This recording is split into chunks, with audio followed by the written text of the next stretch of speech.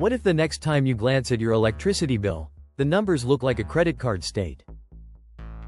Imagine a mom in a bright kitchen opening an envelope, her eyes widening as she reads a $300 increase from the month before.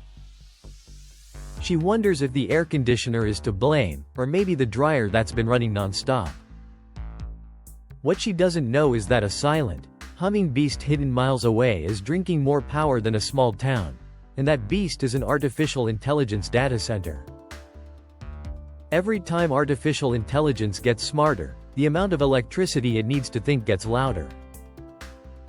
The explosion of large language models, image generators and predictive engines has turned a handful of servers into massive warehouses of graphics processing units, all working around the clock. In 2022, the world saw the launch of a model that could write essays, draft code and answer complex questions. Training that model required a compute effort measured in hundreds of megawatt hours, enough energy to power a mid-sized city for a single day. Cloud giants have turned this into a race. They advertise AI-ready machines, promising customers the ability to run these massive models instantly. Startups promise AI services for everything from medical diagnosis to music composition, each adding tens of megawatts of demand to the grid. In 2023, an internal leak suggested that the company behind the most popular chatbot used over 1.2 gigawatts of power during its training phase. That is the same amount of electricity a small city uses in a year.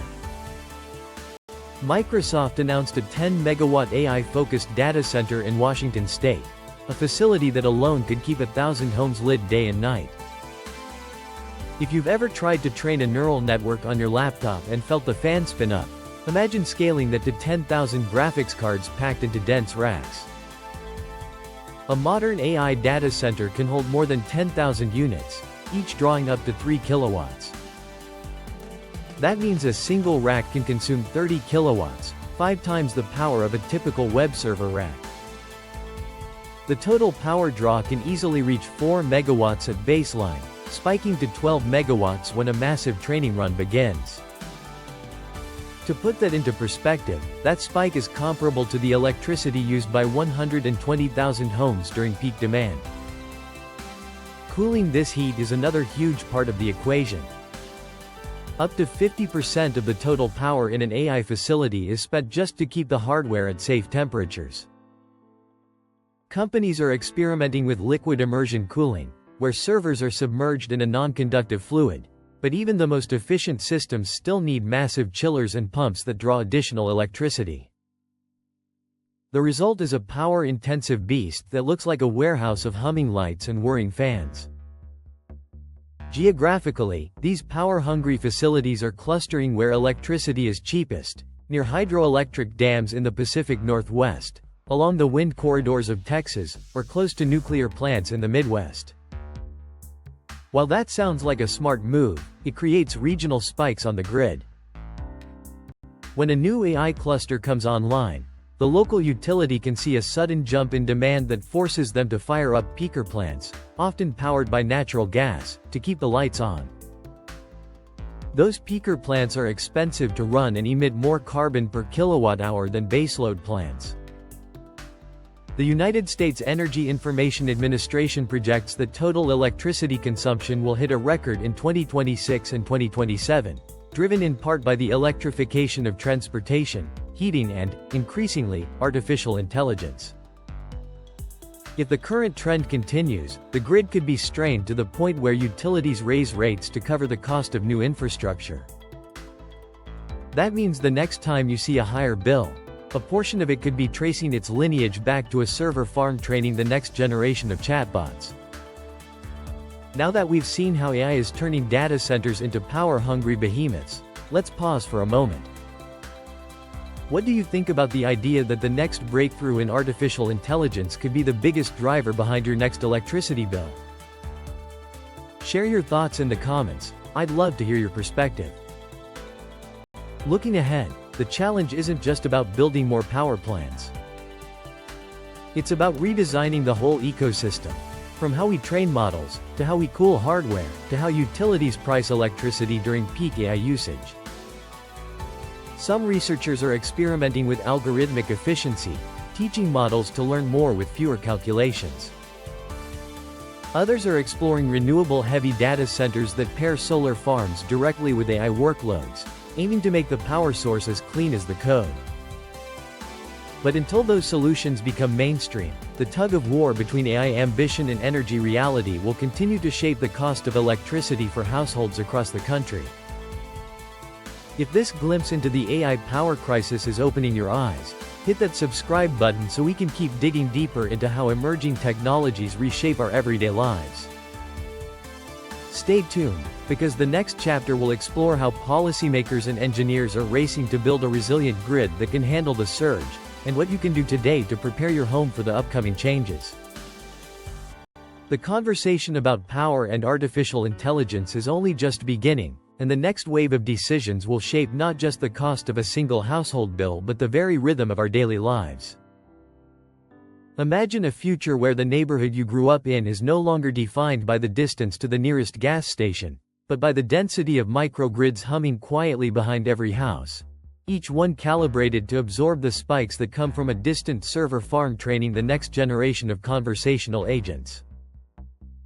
That vision sounds like science fiction, yet the engineers and policymakers who are drafting the rules for tomorrow's electricity markets are already wrestling with those exact scenarios. One of the most promising approaches being tested across the continent involves what experts call demand-side flexibility. In simple terms, that means giving utilities the ability to ask homes and businesses to temporarily dial down their consumption when the grid is under stress. For example, during a massive AI training run that pushes a data center's power draw well beyond its usual baseline. The incentive for participating customers can take many forms.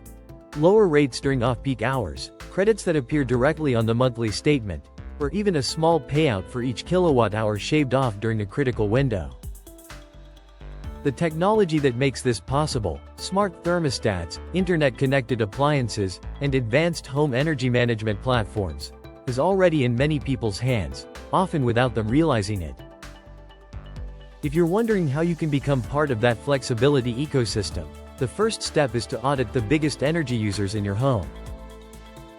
Most households will find that heating and cooling dominate the bill, followed by water heating, refrigeration, and finally lighting. Upgrading to high-efficiency heat pumps, installing programmable thermostats that learn your daily patterns, and sealing any drafts around doors and windows can shave a substantial chunk off the baseline load. Those savings not only lower your monthly expense but also free up capacity that can be called upon when the grid needs a little extra breathing room. Beyond improving efficiency, many utilities are now offering bundled packages that combine solar panels with battery storage, creating a miniature power plant on each roof. When the sun is shining, the panels feed electricity directly to your home and store the excess in a battery.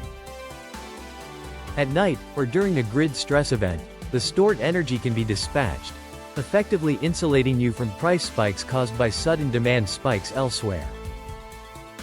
The economics of such a system have improved dramatically over the past few years, thanks to falling solar panel costs and the rapid maturation of lithium-ion technology.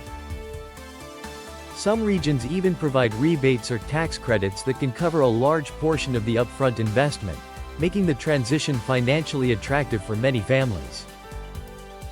Another emerging trend is the concept of green data centers that sit directly beside renewable generation sites. Companies are buying or leasing land close to large solar farms or wind farms, then wiring their server clusters straight into that clean power source.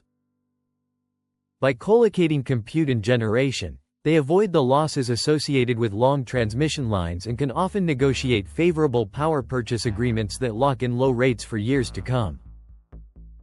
While this model is still in its infancy, a handful of pilot projects have already demonstrated that an AI training workload can be run entirely on renewable energy without compromising performance. If those pilots scale, the overall pressure on the broader grid could be reduced, easing the upward pressure on consumer rates. Policymakers are also experimenting with market structures that reward low-carbon compute. For instance, some jurisdictions are drafting carbon-adjusted pricing mechanisms that add a surcharge to electricity used for high-intensity AI training unless the power comes from verified renewable sources. This approach creates a direct financial incentive for AI firms to seek cleaner energy, and it also signals to investors that sustainability will be a key factor in future valuations.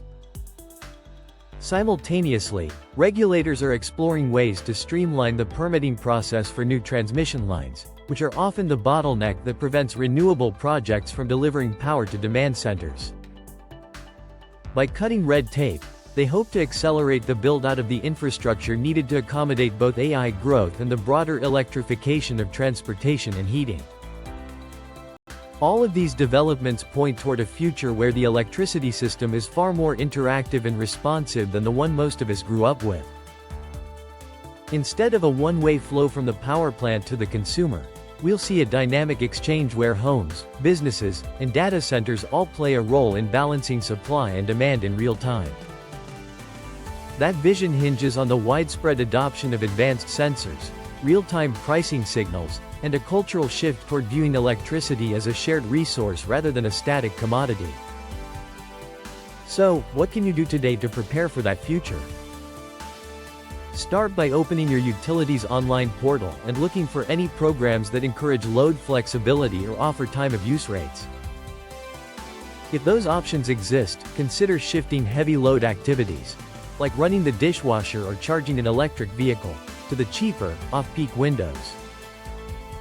Next, evaluate whether a smart thermostat could help you fine-tune heating and cooling without sacrificing comfort. Many models can be installed in under an hour and start delivering savings immediately. If you have a roof that receives ample sunlight, explore the feasibility of adding a solar array, and ask your installer about pairing it with a battery system that can store power for later use. Finally, keep the conversation going in your community. Talk to your neighbors about the benefits of a shared microgrid, or organize a local meeting with representatives from the electric utility to learn about upcoming grid upgrades and demand response initiatives. The more people who understand how AI workloads influence the grid, the stronger the collective voice will be when it comes time to shape policy and investment decisions. I'm curious to hear how many of you have already taken steps toward a more flexible home energy setup, or whether you're just starting to explore the options. Drop a comment below and let us know what changes you're considering, what obstacles you've run into, or any success stories you'd like to share. Your experiences can help others navigate this transition more smoothly, and they also give us valuable insight into what topics deserve deeper coverage in future episodes. If this deep dive into the AI power crisis has sparked your interest, consider giving the video a thumbs up. It lets the algorithm know that you found the information useful and helps more people discover the content. And if you haven't already, hit the subscribe button so you won't miss the next installment, where we'll travel to the front lines of grid modernization, meet the engineers building resilient transmission corridors, and uncover the policy tools that could keep electricity affordable even as artificial intelligence continues its relentless climb. Together, we can stay ahead of the curve, ensuring that the promise of smarter machines doesn't come at the cost of an unaffordable electric bill.